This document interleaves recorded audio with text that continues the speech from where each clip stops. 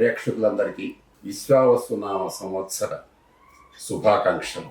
మన తెలుగు ఉగాది సందర్భంగా మీ అందరికీ కూడా నూతన సంవత్సర స్వాగతం పలుకుతూ ఈ సంవత్సరానికి సంబంధించినటువంటి కొన్ని విశేషాలను మనందరం కూడా పంచుకునే కార్యక్రమంలో ఇది ఒక భాగంగా భావిద్దాం.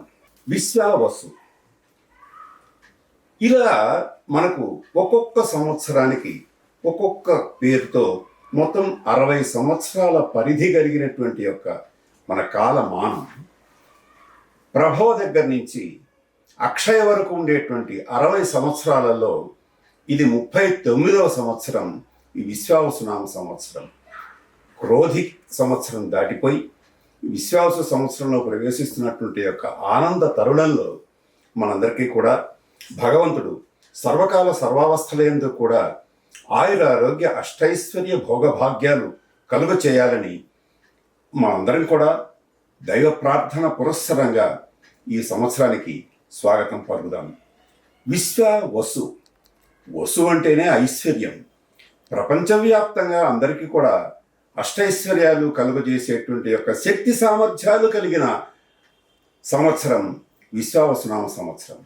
ఇలా ప్రభవ దగ్గర నుంచి అక్షయ వరకు ఉండేటువంటి 60 సంవత్సరాల పేర్లు కనుక మనం ఒక్కసారి పరిశీలన కనుక చేసేటట్టయితే చాలా విచిత్రమైనటువంటి చరిత్ర మనకు పెద్దలు తెలియపరిచారు పురాణాదుల్లో. వాటిల్లో ఒకానొకప్పుడు నారద మహర్షి శ్రీ మహావిష్ణువు దగ్గరికి వెళ్ళి ఈయన ఇంత గొప్పవాడా అని ఎందుకో మనసులో భావన కలిగిందిట. సాక్షాత్తుగా శ్రీ మహావిష్ణువుకి మనుమడు వరస అవుతాడు పురాణాల ప్రకారంగా నారదుడు. అది గ్రహించాడు శ్రీ మహావిష్ణువు. ఓహో, ఇతనిలో ఏదో కొంచెం గర్వం పాళ్ళు ప్రారంభమవుతున్నట్టున్నాయే అనుకున్నాడు. అనుకొని నారద, నీకొక్క చిన్న పని చెప్తానయ్యా అన్నట్ట.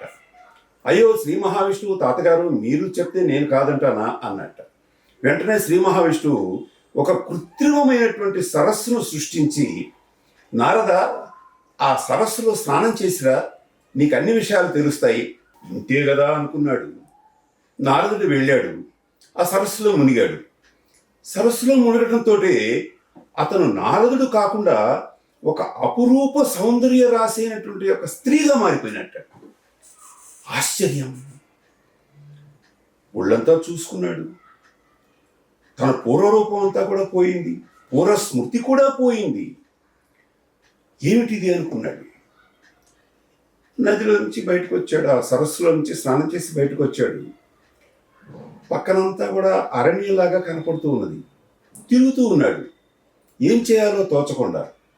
ఎదురుగా అక్కడ ఆ అడవిలో తిరిగేటువంటి ఒక బోయ అతను కనిపించాడు. అతనితో మెల్లిగా మాట జరిపాడు. అతని మీద ఎందుకో అనుకోకుండా అనురాగం కలిగింది. ఇలా అతని ఇంట్లో కొంతకాలం పాటు ఉన్నాడు ఈ స్త్రీగా మారినటువంటి నారదుడు. ఇద్దరికి మనసులు కలిసినాయి.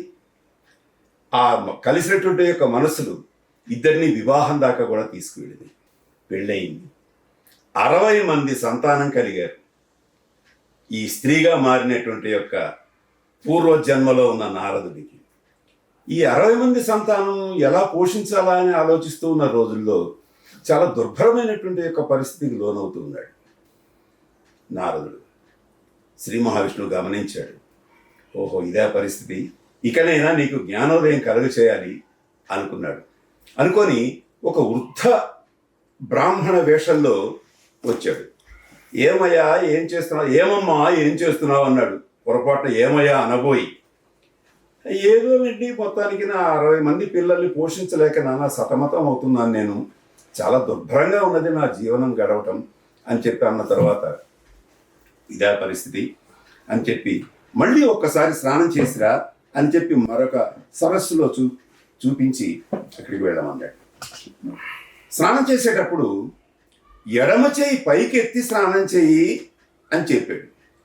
పాపం పెద్ద ఆయన చెప్పాడు కదా అని చెప్పి మళ్ళీ వెళ్ళాడు, స్నానం చేశాడు.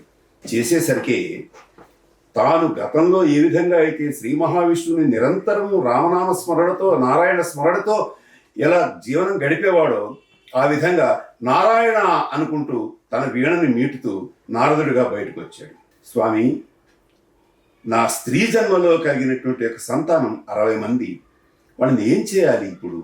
నేనైతే ఆ జన్మ నుంచి మారి బయటకు వచ్చాను అన్న తర్వాత, నీకు ఆ ఇబ్బంది లేదు, నీకు ఆ అనుమానం అక్కర్లేదు అని చెప్పి శ్రీ మహావిష్ణువు ఆ 60 మంది సంతానాన్ని కూడా ప్రజలంతా నిరంతరము ఆరాధన చేసే విధంగా 60 మందికి 60 రకాల పేర్లు పెట్టి ప్రభవ దగ్గర నుంచి అక్షయ వరకు ఉండే విధంగా ఈ సంవత్సరాల పేర్లతో వాళ్ళు భూలోకంలో చలామణి అవుదురుగాక అని చెప్పి వాళ్ళకి చక్కని వరం ఇచ్చాడు. ఆ పేర్లే శ్రీ మహావిష్ణువు పెట్టినటువంటి యొక్క పేర్లే ఈనాటికి కూడా మనం ప్రతి సంవత్సరం తలుచుకుంటూ ఉన్నాం. అందుకే ప్రతివారు సంకల్పం చెప్పేటప్పుడు శ్రీ మహావిష్ణురాజ్ఞయ ప్రవర్తమానస్య అని చెప్తాం. ఇదంతా కూడా శ్రీ మహావిష్ణువు యొక్క ఆజ్ఞ ప్రకారమే జరుగుతూ ఉన్నది కాలమానం మొత్తం కూడా అనేటువంటిది కనుక మనం గ్రహిస్తే ఇందులో ఉన్న ఆంతర్యం ఏంటో మనకు తెలుస్తుంది. ఇక దీనిని బట్టి మనకు జ్యోతిష్ శాస్త్రం కూడా వేదాల్లో ఒక భాగంగా వేదాంగంగా ఉత్పన్నమైంది. వేదములు 4 అయితే వేదాంగములు 6. ఈ 6 వేదాంగాలలో జ్యోతిషం అనేటువంటిది కూడా ఒక ప్రధానమైనటువంటి భాగం. వేదాంగం జ్యోతిషము వేద పురుషునికి ముఖము లాంటిది అని అంటారు. అంటే ఎన్ని అవయవాలున్నా కూడా శరీర భాగాల్లో ముఖము చాలా ప్రధానమైనటువంటిది. ఎందుకంటే ముఖంలోనే మన చూపులన్నీ ఉంటాయి. ప్రతిదీ చూడాలి అంటే ముఖము చాలా ప్రధానమైనటువంటిది. కాబట్టి జ్యోతిష్ శాస్త్రం అంతా కూడా వేద భాగాల్లో వేద అంగాలలో ప్రధానమైనటువంటి భాగాన్ని సంతరించుకున్నది ఈ జ్యోతిష్ శాస్త్రం. ఈ జ్యోతిష్ శాస్త్రం ఒకనాడు దాని ప్రయోజనం వేరుగా ఉన్నా కూడా సకల మానవాళి కూడా ఈ జ్యోతిష్ శాస్త్రాన్ని ఈనాడు ఉపయోగించుకోవటానికి అనుకూలంగా అందులో ఉన్న విషయాలన్నీ కూడా మనకు పంచాంగము అనేటువంటి రూపంలో అందచేశారు. పంచాంగము అంటే 5 అంగములు కలిగినటువంటిది పంచాంగములు అనాలి వాస్తవంగా అయితే. కానీ పంచాంగములు అంటే ఎన్ని పుస్తకాలు అనేటువంటి భావన కలుగుతుంది. కాబట్టి అన్నిటినీ కలిపి పంచాంగము అని అంటూ ఉన్నాం. ఈ పంచాంగము వల్ల ప్రయోజనం ఏంటి అంటే, ఒక శ్లోకం ప్రధానంగా పంచాంగాన్ని స్తోత్రం చేసేటువంటి యొక్క ముందుగా స్తోత్రం ఒక శ్లోకం. శ్రీ కళ్యాణ గుణావహం రిపుహరం దుస్వప్న దోషాపహం గంగాస్నాన విశేష పుణ్యఫలదం గోదాన తుల్యం నృణాం అన్నారు. శ్రీ కళ్యాణ గుణావహం సకల శుభాలన్నీ కూడా సమకూర్చడానికి అనుకూలమైనటువంటిది, ఆ విజ్ఞానాన్ని కలుగజేసేటువంటిది పంచాంగం. రిపుహరం శత్రువులు ఎవరైనా సరే మన పైకి రావాలి అని వాళ్ళు భావిస్తే ఆ శత్రువుల్ని ఎలా ప్రతిఘటించాలో పంచాంగం ద్వారా మనం తెలుసుకొని ఆ గ్రహాల ద్వారా కానీ ఆ నక్షత్రాల ద్వారా కానీ ఆ తిథుల ద్వారా కానీ వాటి యొక్క ఫలితాలన్నీ కూడా మనం జీర్ణం చేసుకొని వాటిని అనుసరించి అనుకూలమైనటువంటి యొక్క సమయాల్లో కనుక మనం శత్రువుల మీదికి దండెత్తి కనుక వెళ్ళేటట్టయితే ఆ శత్రువులు మనల్ని ఏమీ చేయలేరు. అందుకని ఈ విజ్ఞానం అంతా కూడా మనకు పంచాంగంలో ఉన్నది. రిపుహరం. ఇంకోటి దుస్వప్న దోషాపహరం. మనకు స్వప్న శాస్త్రం ఒకటి అనాదిగా వస్తున్నటువంటి ప్రధానమైనటువంటి శాస్త్రం. పడుకోవడంతో పీడకలలు వస్తూ ఉంటాయి చాలామందికి. ఈ పీడకలలు ఏవి కూడా రాకుండా, పీడకలలు వచ్చినప్పుడు ఏ విధమైనటువంటి నామస్మరణ చేయాలో తెలియపరిచేటువంటిది, దానికి నివృత్తి మార్గాలు తెలియపరిచేటువంటిది పంచాంగం. అదేవిధంగా గంగా స్నాన విశేష పుణ్య ఫలదం అన్నారు. గంగానది దగ్గర అందరూ ఉండలేరు. గంగానదికి చాలా యోజనాలు, వేల యోజనాలు, వందల యోజనాల దూరంలో ఉండేటువంటి ప్రజలందరికీ కూడా ప్రతిరోజు గంగానది స్నానం చేయాలి అంటే అది అసాధ్యమైనటువంటి యొక్క విషయం. కానీ గంగానది స్నానం చాలా విశేషమైనటువంటిది. మరి ఎలా కుదురుతుంది అని అంటే, ప్రతిరోజు కూడా స్నానం చేసేటప్పుడు ఏ వ్యక్తి అయినా సరే గంగా గంగేతి యో బ్రూయాత్ యోజనానాం శతైరపి ముచ్యతే సర్వ పాపేభ్యః విష్ణులోకం సగచ్చతి అని. గంగా గంగా గంగా అని 3 పర్యాయాలు గనక స్నానం చేయబోయే ముందు ఆ నీటి ముందు నిల్చొని గంగానదిని గనక స్మరిస్తే గంగానది ఆ నీటిలోకి ఆవాహన అయి గంగానదిలో స్నానం చేసినటువంటి యొక్క ఫలితాన్ని ఆ నీటి ద్వారా మనకు అందచేస్తుంది అనేటువంటిది పంచాంగం తెలియపరిచినటువంటి యొక్క విజ్ఞానం. అదే విధంగా అన్ని దానాల్లోకి కూడా గోదానం చాలా విశేషమైనది అని చెప్తారు. మానవుడు పుట్టిన తర్వాత, మానవుడు చనిపోయిన తర్వాత కూడా ఆ జీవుడికి సకలమైనటువంటి యొక్క శుభాలని కలుగజేసేటువంటిది గోదానం. అందుకనే గోవుని దానం చేస్తే సమస్త భూమిని కూడా దానం చేసినటువంటి యొక్క ఫలితం కలుగుతుంది, తన అధీనంలో ఉన్నటువంటి యొక్క భూమిని. అందుకని గోదానం చాలా దానాల్లోకి ప్రశస్తమైనటువంటి దానం. అందుకని గోదానం చేసినటువంటి యొక్క ఫలితం కూడా కలుగుతుంది సుమా. పంచాంగంలో ఉండేటువంటి యొక్క విధి విధానాలను, పంచాంగంలో ఉండేటువంటి యొక్క విజ్ఞానాన్ని గనక మనం సవ్యంగా గనక ఆచరించేటట్టయితే ఇది పంచాంగం. పంచాంగం మనకు ఇన్ని రకాలైనటువంటి యొక్క ఉపకారాలు చేస్తూ ఉన్నది. అదేవిధంగా పంచాంగం పంచాంగం అంటున్నామండి. అసలు ఈ పంచాంగం అంటే ఏమిటి అని, తిథి, వారము, నక్షత్రము, యోగము, కరణము అని 5 అంగములతో కూడినటువంటిది. అంటే 5 రకాలైనటువంటి యొక్క బ్రాంచెస్ ఇందులో ఉన్నాయి.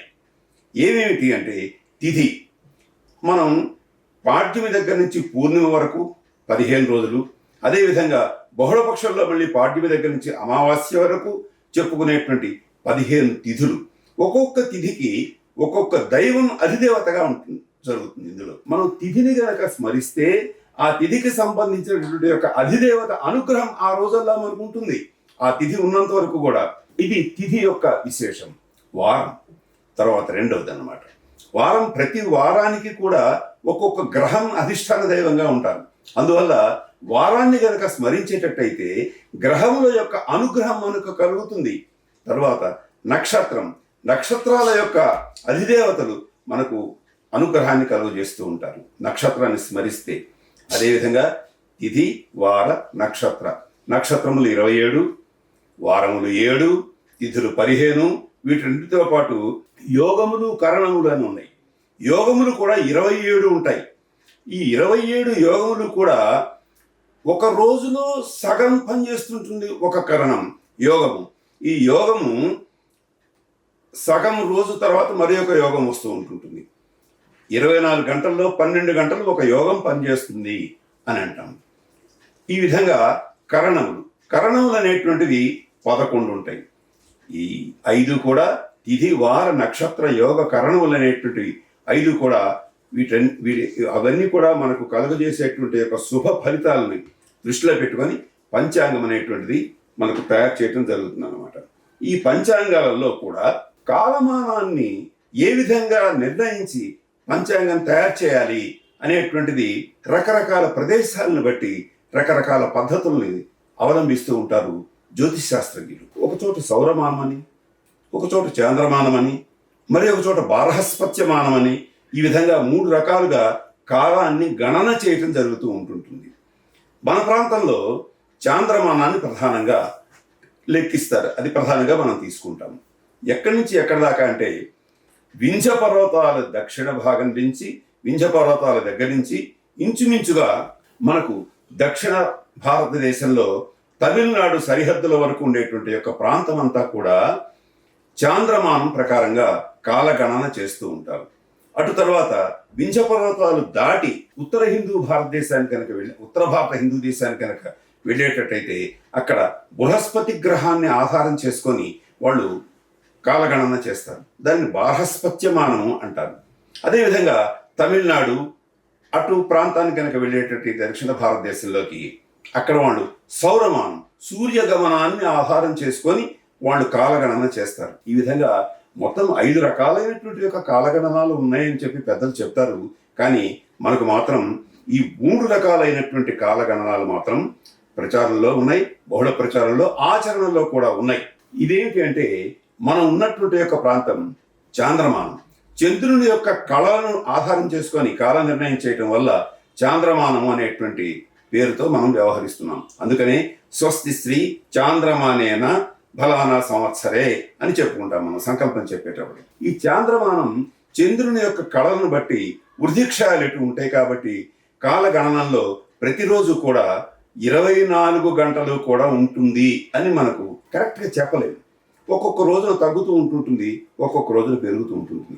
అందుకని చాంద్రమానం ప్రకారంగా తిథులు మనకు హెచ్చు తగ్గులు వస్తూ ఉంటాయి. ఇది చాంద్రమానం యొక్క లక్షణం. సూర్యగమనానికి ఆ తేడా ఉండవు. కాబట్టి సూర్యగమనం ప్రకారంగా మొత్తం కరెక్ట్గా ఏ రోజున ఏ తిథి ఎంత సమయం ఉండాలో అన్ని సంవత్సరాల్లో కూడా ఆ తిథి ఆ రోజున అన్ని గడియలు ఖచ్చితంగా ఉంటుందన్నమాట. ఇకపోతే బార్హస్పత్యమానం, బృహస్పతి గ్రహాన్ని ఆధారం చేసుకొని ఉత్తర హిందూ దేశంలో వాళ్ళు కార్యక్రమాలు చేస్తూ ఉంటారు. ఈ బార్హస్పత్యమానం ప్రకారంగా మనకు నదులకు పుష్కరాలు వస్తూ ఉంటాయి. అది ప్రధానంగా మనం గ్రహించవలసినటువంటి యొక్క విషయం ఏంటంటే 12 నదులలో ఒక్కొక్క సంవత్సరం ఒక్కొక్క రాశిలో బృహస్పతి ప్రవేశించినప్పుడు ఆ నదికి పుష్కరాలు రావటం జరుగుతూ ఉంటుంది. ఈ సంవత్సరం సరస్వతి నది పుష్కరాలు మనకు వస్తూ ఉన్నాయి. అంటే బృహస్పతి ఆ నదిని ఆశ్రయించి ఒక సంవత్సర కాలం ఉంటాడనమాట.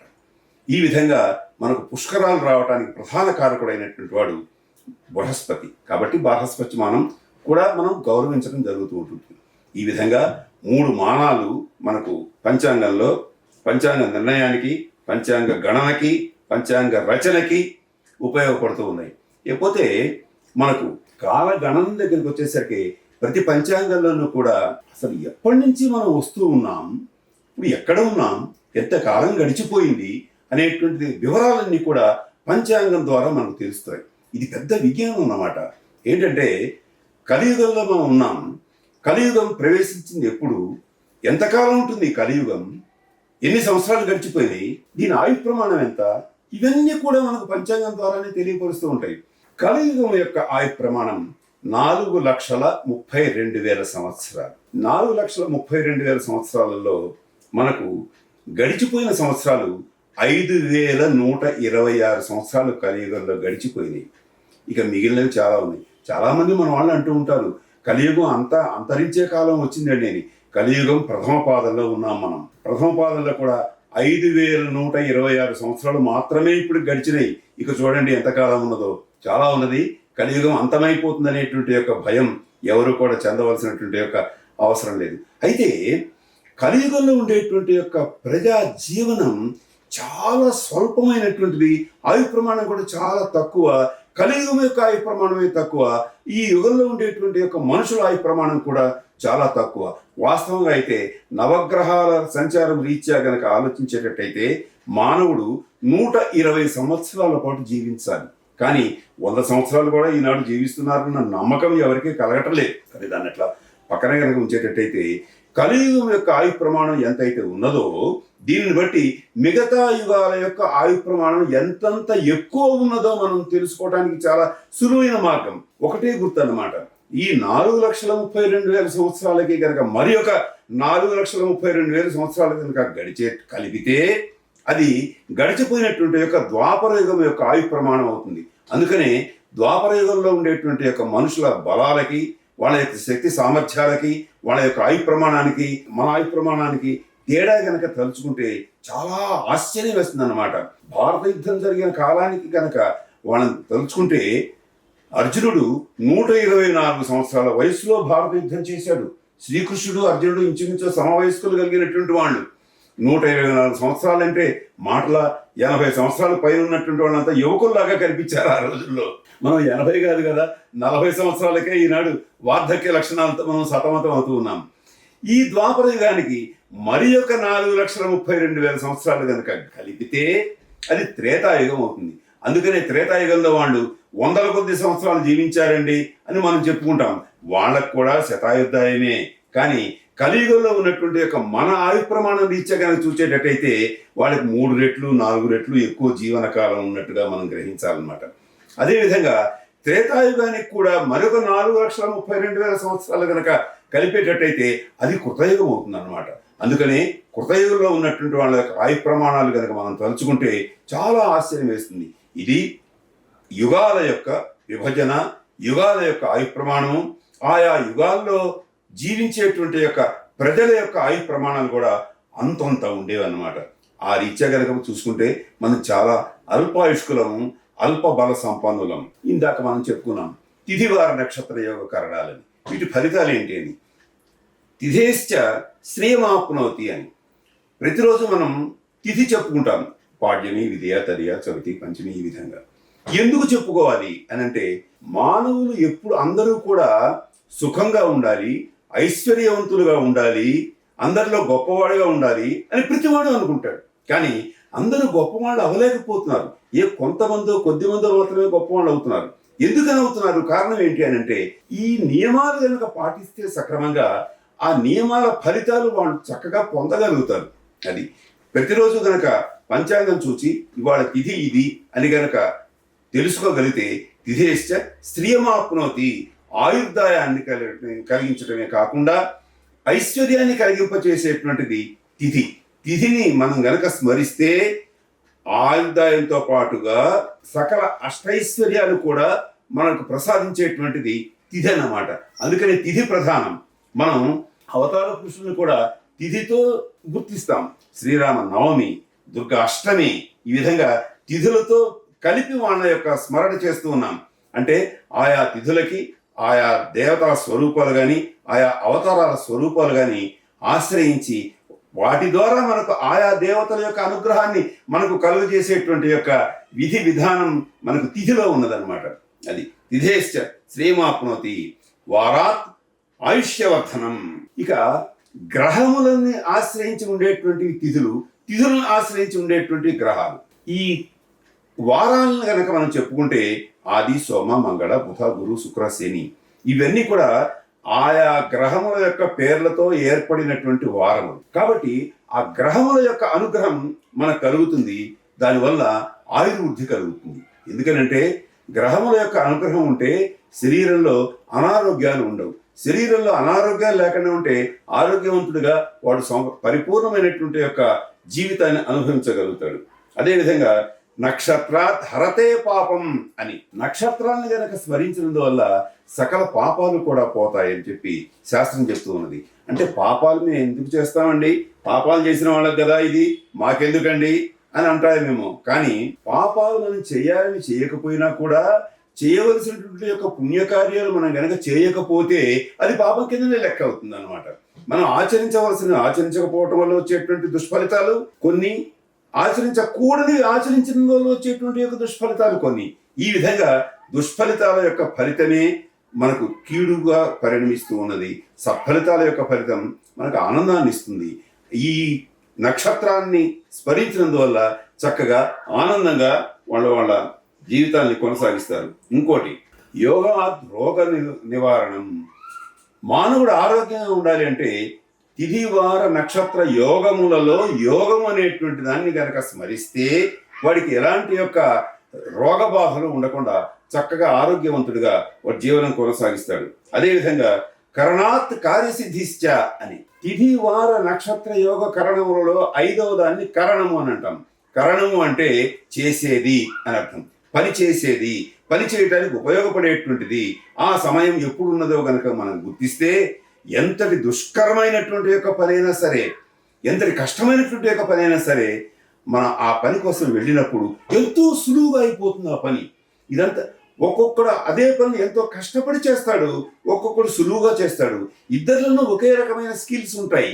కానీ వాడు ఎందుకు కష్టపడుతున్నాడు, వీడు ఎందుకు తేలిగ్గా ఆ పని పూర్తి చేసుకొని వస్తున్నాడు అని అంటే, ఈ కరణం అనేటువంటిది ఏ సమయంలో గనక ఉంటుందో ఆ సమయాన్ని గనక వాడు తెలుసుకొని ఆ సమయంలో వాడు గనక బయలుదేరితే ఆ పని గోటమీటినట్టుగా చాలా తేలిక అయిపోతుంది అనమాట. ఇవన్నీ కూడా మనకు తెలియపరిచేటువంటిది పంచాంగం.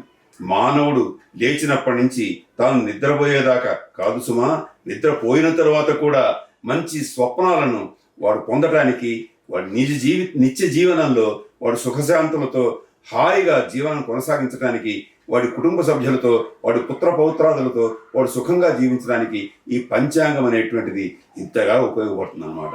అందుకని ఈ పంచాంగం ద్వారా తెలుసుకున్నటువంటి యొక్క విషయాలన్నీ కూడా ఈ సంవత్సరం అంతా కూడా అందరూ చక్కగా ప్రతివారు పంచాంగం తీసుకొని ఆ పంచాంగంలో ఉండేటువంటి విషయాల ప్రకారంగా అర్థం చేసుకొని ఏ పనికి ముందుకు వెళ్ళినా కూడా సకల దిగ్విజయంగా ఆ పని జరుగుతుందని చెప్పి నేను భావిస్తూ మీ అందరికీ కూడా ఈ పంచాంగ విషయాలు ఈ రోజున ఉగాది సందర్భంగా తెలియపరచుకునేటువంటి యొక్క అవకాశం, మీతో పంచుకునేటువంటి యొక్క అవకాశం కల్పించిన ఛానల్ వారికి అందరికీ కూడా నా శుభాభినందనలు, శుభాకాంక్షలు.